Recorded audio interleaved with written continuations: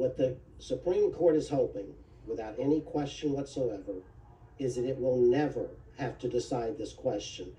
They're hoping and banking on the fact that Donald Trump will not win the presidency, because in their view, and in the argument that was properly made by his lawyer, Section 3 only disqualifies a person from holding the office.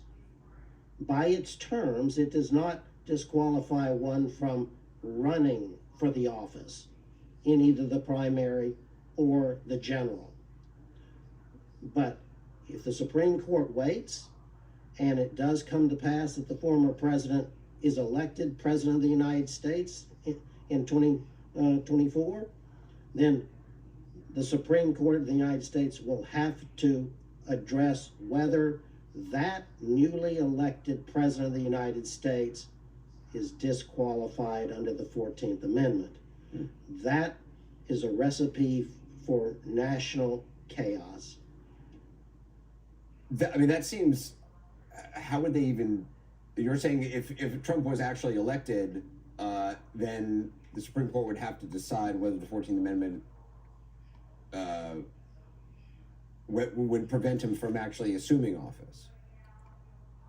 That's exactly correct, Anderson, because Section 3, by its terms, only prevents a person who engaged in an insurrection against the Constitution from holding the office.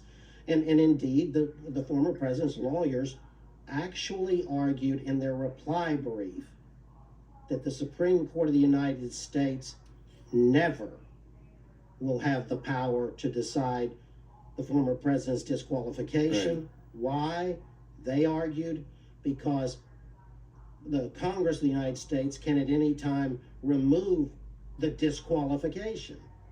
And so they literally argued to the Supreme Court, one, the court does not have the power to decide this issue at all. Right.